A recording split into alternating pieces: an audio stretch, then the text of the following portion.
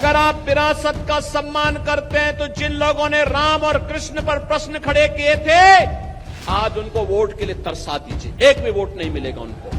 जिन्होंने विकास की योजनाओं के लिए आपको तरसाया था, जिन्होंने गंगा जल के लिए आपको तरसाया था, उनको वोट के लिए तरसा दीजिए, कह दीजिए कि भाई नहीं। जब आपको मौका मिला तब तो आपने कुछ किया नहीं, जब मौका मिला ये माफिया और अपराधी को अपने गले का हार बना करके प्रदेश के व्यापारी और बेटी की सुरक्षा में सेंध लगा रहे थे ये लोग।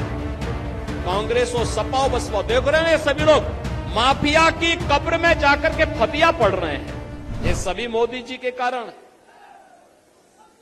और बहनों और भाइयों, एक तरफ विरासत का सम्मान, दूसरी तरफ विकास के भी कार्य ऐसे, हाईवे 4 लेन, 6 लेन, 12 लेन, एक्सप्रेसवे, एयरपोर्ट, डिफेंस कॉरिडोर और हर घर नल की योजना से लेकर के IIT, IIM, medical college, AIIMS जैसे संस्थान बन रहे हैं। गरीब कल्याणकारी योजनाओं की तो कोई सानी नहीं। आप सोचो, 1947 में भारत से बड़े दंभ के साथ पाकिस्तान अलग हुआ था। पाकिस्तान की कुल आबादी 23 से 24 करोड़, भारत की आबादी 140 करोड़।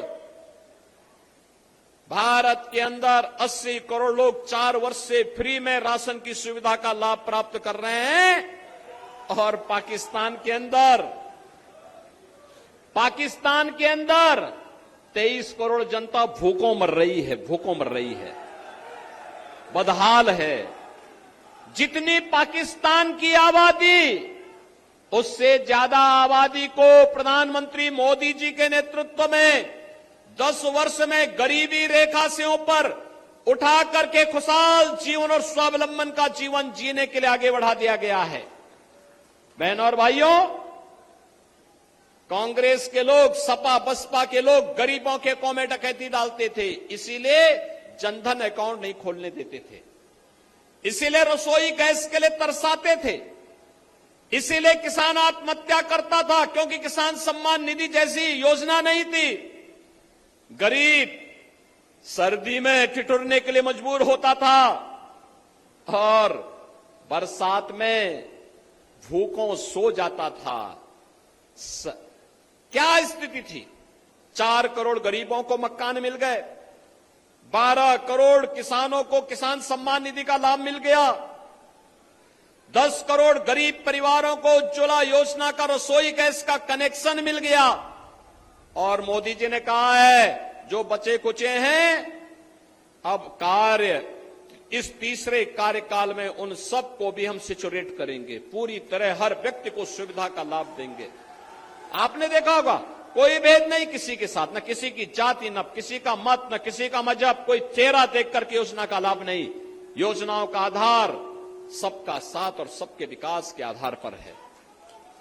बहनों और भाइयों, सुरक्षा सबको, सुविधा सबको, तुष्टीकरण किसी की नहीं, यह भारतीय जनता पार्टी का नारा है। और भारतीय जनता पार्टी इसी मुद्दे को लेकर के सरकार भी बनाती है और आपसे कहने के लिए भी इसीलिए आए हैं।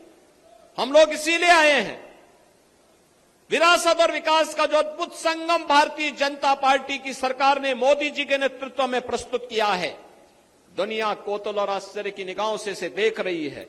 और इसीलिए आज मैं आपके पास आया हूं आपसे कहने के लिए। बहनों और भाइयों, आज किसानों को जो सुविधाएं प्राप्त हो रही हैं, प्रधानमंत्री कृषि सिंचाई योजना, प्रधानमंत्री किसान बीमा योजना, प्रधानमंत्री किसान सम्मान निधि, इसके पीछे प्रधानमंत्री मोदी जी का नेतृत्व है, उनका मार्गदर्शन है। और पूरे देश के अंदर संगठन के माध्यम से इसको ले जाने का कोई काम कर रहा है, वह काम कर रहे हैं आपके सांसद राजकुमार चाहर, जो आपके लोकप्रिय सांसद हैं, क्योंकि वह किसान मोर्चा के भी राष्ट्रीय अध्यक्ष हैं। और इसीलिए बहनों और भाइयों, पूरे देश के अंदर वह कार्यक्रमों में, पार्टी के कार्यक्रमों में किसानों के मुद्दे को लेकर के पूरे देश के अंदर कार्य करते हैं। मैं आज आपके ये अपील करने के लिए आया हूं। आपने सांसद चुना, पूरे देश के लिए काम कर रहा है। आपके लिए तो गौरव के साथ बोलने की आवश्यकता है। हमारा सांसद केवल फतेहपुर सीकरी के लिए नहीं, पूरे देश के किसानों के लिए काम कर रहा है। और इसीलिए मैं आपसे कहने के लिए आया हूं, आपका दायित्व बनता है, आपका दायित्व बनता है। अगर आप विरासत का सम्मान करते हैं तो जिन लोगों ने राम और कृष्ण पर प्रश्न खड़े किए थे, आज उनको वोट के लिए तरसा दीजिए। एक भी वोट नहीं मिलेगा उनको। जिन्होंने विकास की योजनाओं के लिए आपको तरसाया था, जिन्होंने गंगा जल के लिए आपको तरसाया था, उनको वोट के लिए तरसा दीजिए। कह दीजिए भाई नहीं, जब आपको मौका मिला तब तो आपने कुछ किया नहीं। जब मौका मिला, ये माफिया और अपराधी को अपने गले का हार बना करके प्रदेश के व्यापारी और बेटी की सुरक्षा में सेंध लगा रहे थे ये लोग। कांग्रेस और सपा और बसपा, देख रहे हैं सभी लोग माफिया की कब्र में जाकर के फतिया पढ़ रहे हैं। इनको बोलो, इनको बोल दीजिए ये चुनाव से अच्छा वक्त नहीं। इनको बोलो कि जाओ, वोट तो कमल निशान को जाएगा। तुम लोगों को 5 साल की छुट्टी दे रहे हैं, फतिया पढ़ो खूब। और इसीलिए हम लोग आए हैं आपसे कहने के लिए, बहनों और भाइयों, मोदी जी का तीसरा कार्यकाल भारत को आत्मनिर्भर भारत और विकसित भारत बनाएगा। विकसित भारत के लिए वोट भाजपा को चाहिए। आत्मनिर्भर भारत के लिए भाजपा को वोट चाहिए। हर नौजवान के चेहरे पर खुशहाली लाने के लिए, हर बेटी को सुरक्षा और स्वावलंबन के मार्ग पर आगे बढ़ाने के लिए, भारत को दुनिया की एक ताकत बनाने के लिए भारतीय जनता पार्टी को आपका आशीर्वाद चाहिए, आपका समर्थन चाहिए। और इसके लिए मैं भारतीय जनता पार्टी के सभी जनप्रतिनिधियों से और सभी कार्यकर्ताओं से भी अपील करूंगा।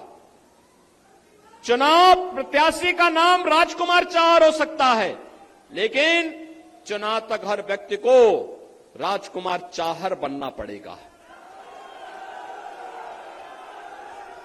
बहनों और भाइयों, चुनाव तीसरे चरण में यहां होना है। और तीसरे चरण के चुनाव के लिए अभी से आपको मैं अपील करूंगा, घर घर जाइए। हमारा नारा राष्ट्रवाद का है, जातिवाद का नहीं हो सकता है। जातिवाद के नाम पर बांटने वाले लोग देश को कमजोर करना चाहते हैं। देश को कमजोर करने वाले जो जाति के नाम पर और परिवार के नाम पर सामाजिक ताने बाने को छिन्न भिन्न करना चाहते हैं, ये देश को कमजोर करने वाले लोग हैं। इन लोगों से सावधान रहिए। और मैं फिर आपसे कहूंगा कि माफिया और अपराधी के साथ, देखो अयोध्या में रामलला का भी दर्शन करवा रहे हैं, तो माफिया और अपराधी का राम नाम सत्य है भी करवा रहे हैं। दोनों काम एक साथ चल रहा है। और ये जो अद्भुत संजोग है इसलिए है क्योंकि भारतीय जनता पार्टी की सरकार है। और इसीलिए मैं आपसे अपील करूंगा कि तीसरे चरण के मतदान के लिए अभी से कमर कसिए। एक एक वोट हमारा राष्ट्रवाद के लिए जाएगा, मोदी जी के लिए जाएगा, कमल चुनाव चिन्ह के लिए जाएगा। और इसके लिए राजकुमार चाहर को भारी मतों से विजयी बनाना पड़ेगा। सहमत हैं? सहमत हैं? सहमत हैं? आप सभी लोग इस बात के लिए सहमत हैं ना? घर घर जाएंगे, मतदान का प्रतिशत बढ़ाएंगे, हर मतदाता को मतदान स्थल पर चलने की अपील करेंगे। तो बहनों और भाइयों, कमल चुनाव चिन्ह पर राजकुमार चाहर बनकर के आप घर घर जाएंगे इस विश्वास के साथ। मैं आप सबसे कहूंगा, आप मेरे साथ बोलेंगे, भारत माता की, भारत माता की।